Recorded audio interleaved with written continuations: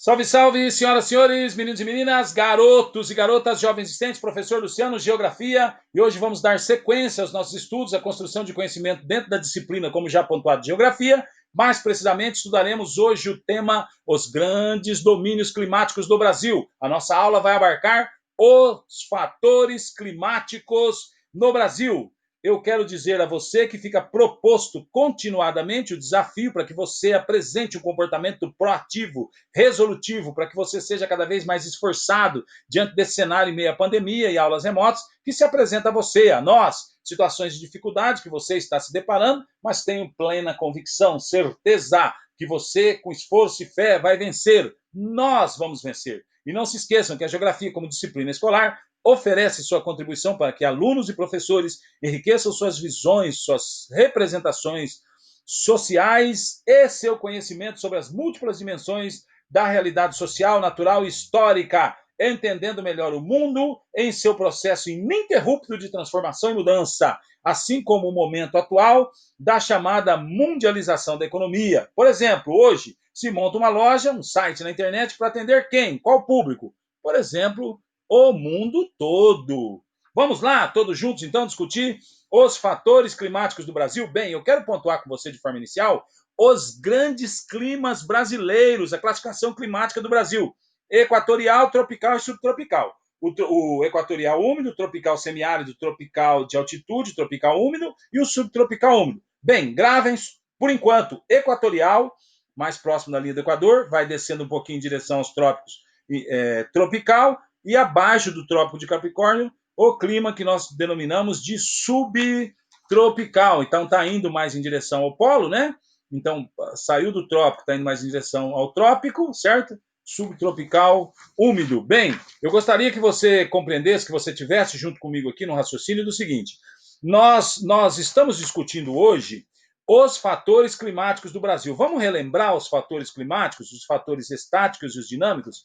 Então, nós temos os fatores climáticos. Então, fatores climáticos, circunstâncias que não estão diretamente relacionadas à atmosfera, mas que influenciam os elementos climáticos e, consequentemente, o clima. Fatores climáticos estáticos, fatores climáticos dinâmicos. Fatores climáticos estáticos: latitude, altitude, maritimidade, continentalidade, configuração de relevo e vegetação.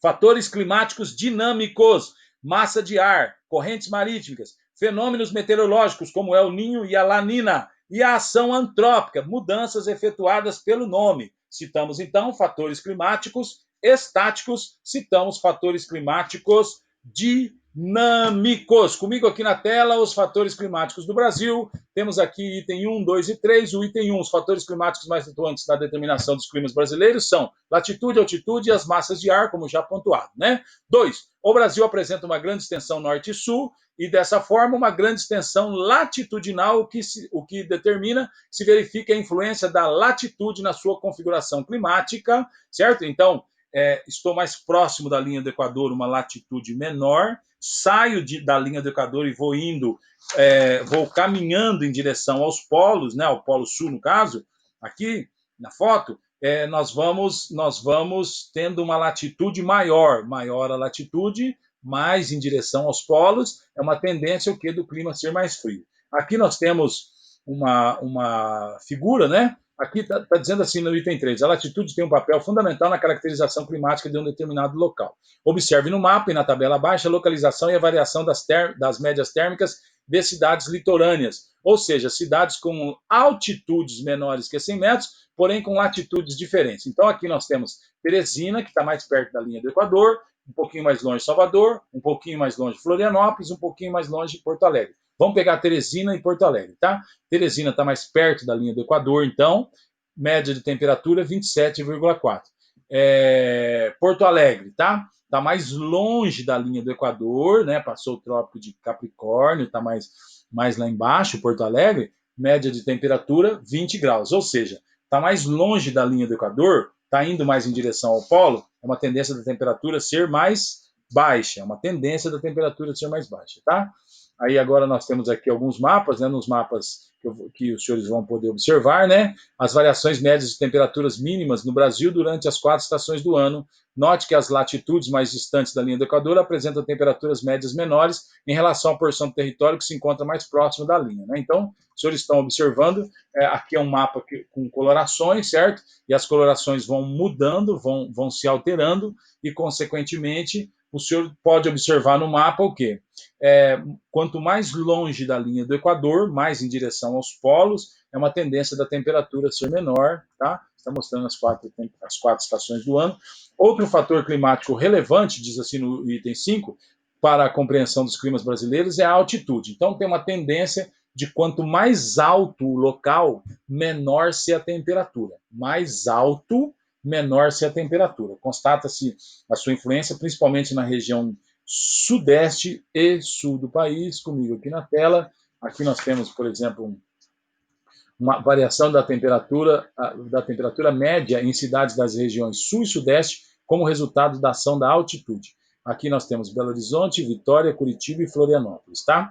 Então, Belo Horizonte e Vitória estão aproximadamente na mesma latitude, mas Belo Horizonte tem 800 metros e Vitória tem de altura e Vitória 3 metros. Temperatura média em Belo Horizonte é 22 graus,8, ou seja, um pouquinho mais frio do que Vitória, que é uma cidade mais baixa.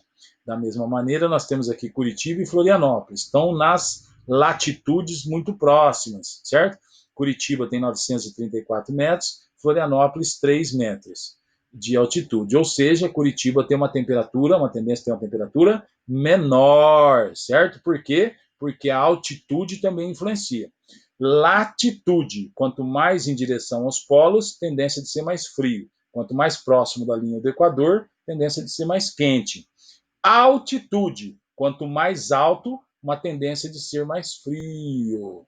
Certo? Comigo aqui na tela, o item 6. Por conta de suas grandes extensões, as massas de ar influenciam diretamente as dinâmicas climáticas nos territórios do planeta. No caso brasileiro, observa-se a influência de 5 grandes massas. O senhor vai ver aqui a massa equatorial continental, está em vermelho, a massa equatorial atlântica está em amarelinho, laranja, né? Vindo aí do Oceano Atlântico.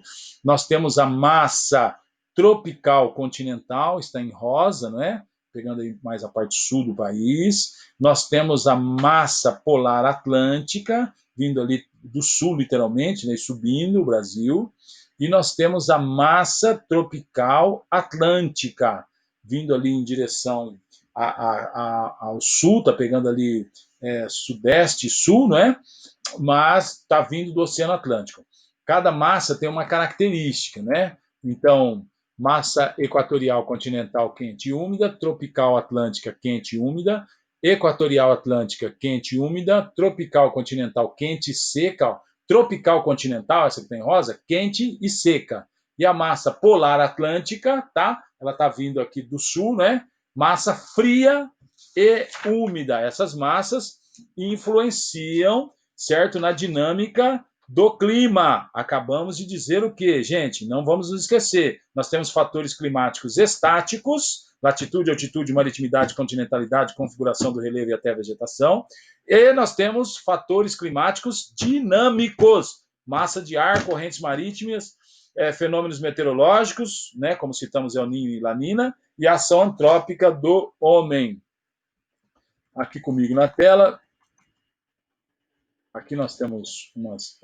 vou resolver duas questões com os senhores aqui. Observem os mapas a seguir. Está mostrando aqui ó, a ação das massas, né?